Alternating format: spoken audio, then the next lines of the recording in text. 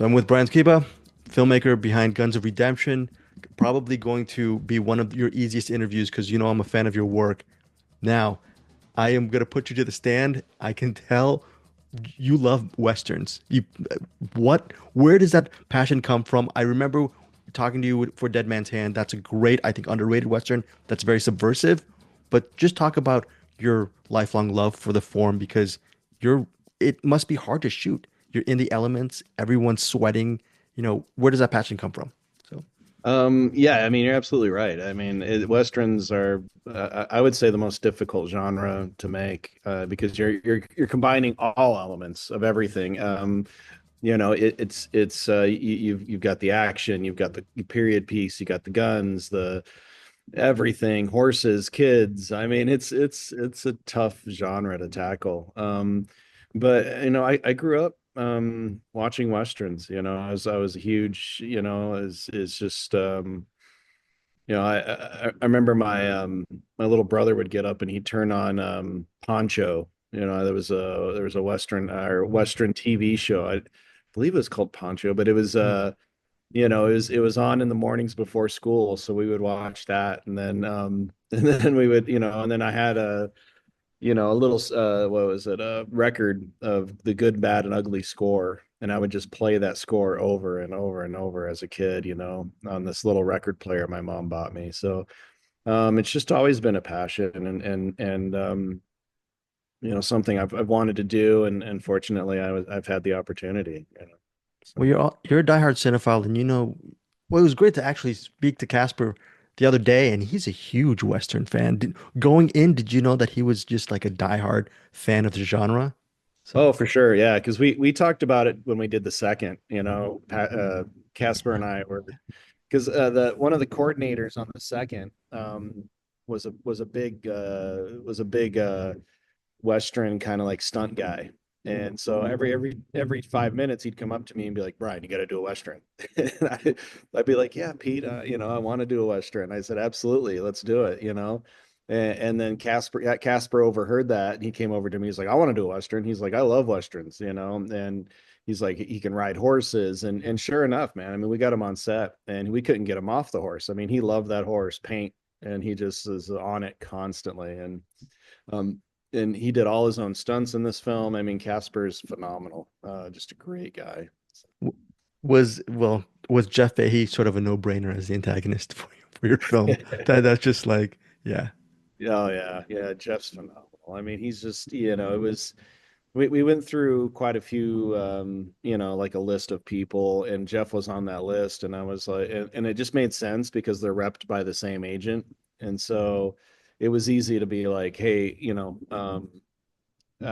let's make this let's make this work. And so, and Casper's agent's like, well, Jeff's available, and it just worked out. And then I had not worked with Jeff before. I will work with Jeff a million times again because he's just so great and really just is a artist to the heart. So. So you mentioned Morricone with the, with that trilogy, that spaghetti Western trilogy. I heard a little bit of that and maybe a little bit in the score, a little bit of a homage. But can you just talk about? I think one thing I've never seen before or haven't seen much of is the protagonist or the anti-hero, however you want to say. He's actually struggling with faith and he's trying to find faith in his journey. Can you just talk about that layer in your film, which I don't know, I'm sure you can cite a bunch of examples that I can't write off the top of my head, but I thought that was a really cool approach as far as the Western goes. And did you feel the same way? I did. I did. I got the script from Jamie Thompson, one of the producers, and he and Keith Merrill had come up with the story, and then Keith wrote it. And I thought that was one of the aspects of the story that really attracted me to direct the film was the fact that you have, a classic bad guy. I mean, a Confederate soldier whom typically you'd would be very much an antagonist, who's looking for salvation, that he realizes he was on the wrong team. He realizes he did all these bad things. He realizes that it was, that's not where he was meant to be, or not where he's meant to be, but not just not right, not good. And they burn churches and stuff like that. And so So he's looking for that forgiveness, and so he goes on that journey.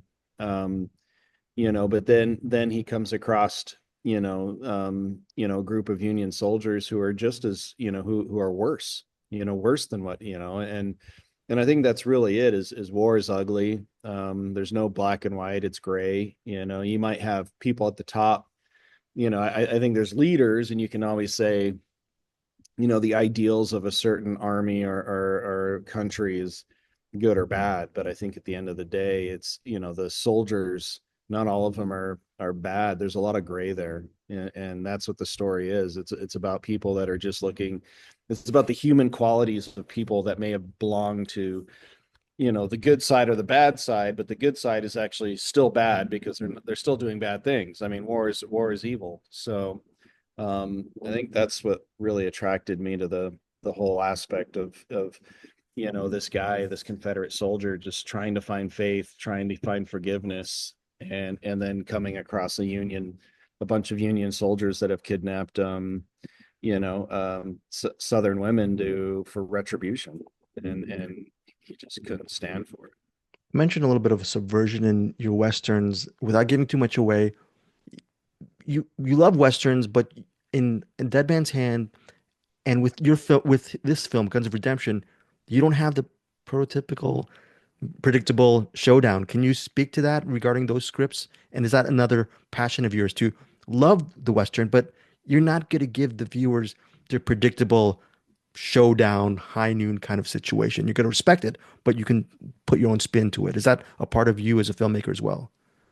Yeah, I mean, and yeah, I mean, this that was always Keith. That was Keith's deal. I mean, Keith had written the ending the way we shot it, and I had gone to both Keith and Jamie and was like, "Are you guys sure you don't want Casper like having the showdown on the street with, you know?" And it really, and I think Keith was more like, he wanted the women, to be the heroes and really come through. And so yeah, so that aspect was really it was interesting because if it had been just me, I might have gone with the showdown, honestly. I might have gone there, but I was like, okay, I get where they're coming from, and actually I think it makes for a nice ending. It makes for a different ending, like you're saying. It's different. It's not the standard, like you said, high noon in the street,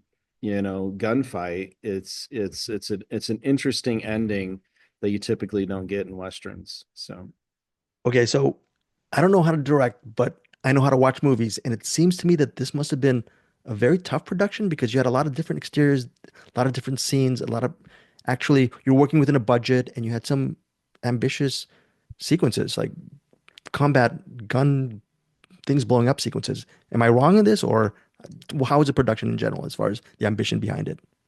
um this one was actually pretty great. I mean, the one before it was, which is Gunslingers, which we'll be doing which we'll be doing in April. And I'm sure I'll talk to you again then. But Gunslingers is the Nick Cage movie. That one was tough. I mean, that one was like super tough, grinding. And it wasn't because of the actors by any means. Cage and Dorf and Heather are all amazing people. It was I think it's just there are certain shows. I've always found this in filmmaking. There are certain shows that are just like easy peasy, and then there's the shows that are just not. And you can't ever put your finger exactly on why that is, but it just is. And I think it's just like football. I played football into college, and it's like, there's some games where it's just like you blow them out, and you just don't ever have a real reason why. It's like it's not like they're a bad team, but you just have everything goes right. And then you get in the one game where it's just a grind, and you're in the fourth quarter and you're behind by 7. So I feel like with Guns of Redemption, it was definitely that game where it was kind of a blowout. We just had really the team was clicking, everybody was clicking, the cast was clicking. We had tough times with weather and stuff, but besides that, it was like we had the great, we had the Frank Sigila, the special effects guy, was amazing. He was there just blowing stuff up. So I mean, um, yeah, I mean, it was a really great production. I mean, I'd love to do. I wish all my movies were that smooth. Honestly, it'd be great. So Oh, okay, so being a football expert yourself, when you're down two touchdowns, in the final quarter or final 5 minutes? What do you do as a filmmaker? How do you grind through that? What's the unlock? Or is there no unlock behind that? Um, it's a lot of like intestinal fortitude. It's really just like, all right, I'm going to get up today. I'm going to make my day. I'm going to make plus my day. I'm going to keep it positive on set. I'm going to keep everybody moving and really be, because ultimately directing is very much like a captain of a ship. I couldn't make these movies alone by any means. It'd be sock puppets and, it'd be weird, right? So like it's definitely a team sport, and as a director, you're kind of the quarterback, and if I don't have anybody to throw the ball to, you can't win. So you get up, you get everybody going, you get everybody hyped about the day and make them feel part of the family, part of the team, and push through. And that's really, what you can do. And some days you'll win, and some days you'll lose. But as long as you make if they give you 15 days to shoot in, as long as by the end of 15 days you've won and you've shot out your movie, that's the win. Hmm. Final couple questions. Yeah, you mentioned the second. I really love that movie.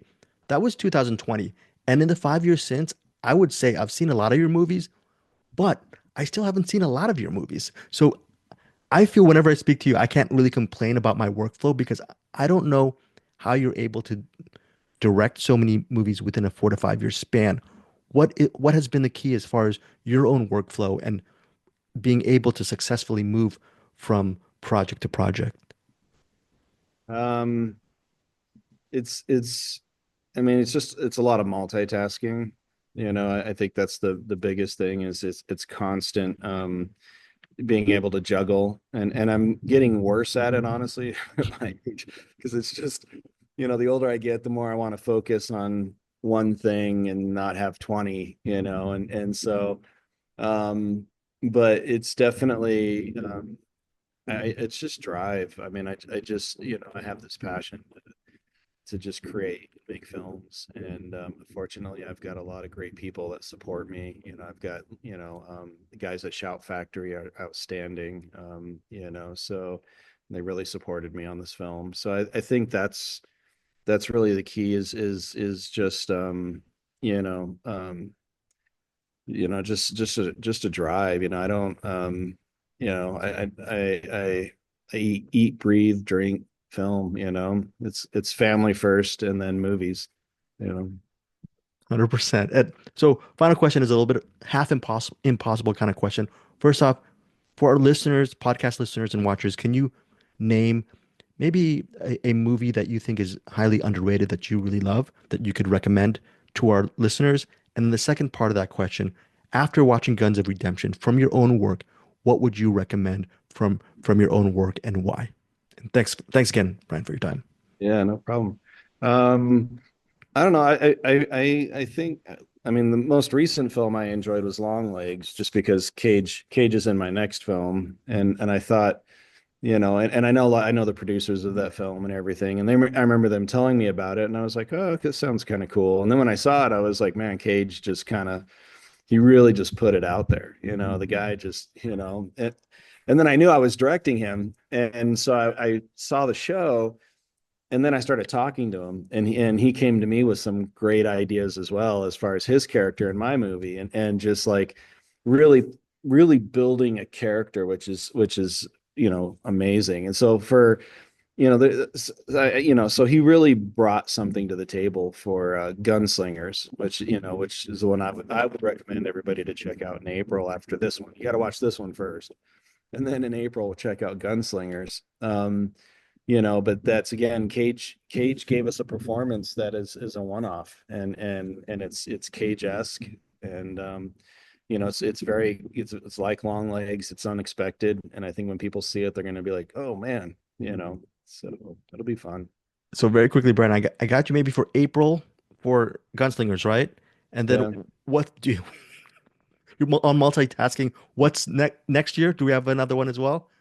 I'm right now. I'm up to direct a movie with Aaron Eckhart, and then I've got I'm producing a horror film called Testament, which will be out sometime next year with Foxhole. It's Jamie Foxx's company, Hmm. so I'm producing that, and then hopefully Shout has me back for a few other things too. So we'll see. Okay. So, All right. but Thanks again so much for your time. Selfishly, please direct a ton more Westerns, even though it might drive you to the ground. I love watching them. So, thank you. Yeah, well, I will. I'll definitely. I love them too, and I can't wait to do more. hey guys, thanks so much for watching this video. For more movie and television reviews and interviews, please subscribe to my Deepest Dream channel. Like, comment, share, subscribe. And as always, thanks so much for your support. Take care.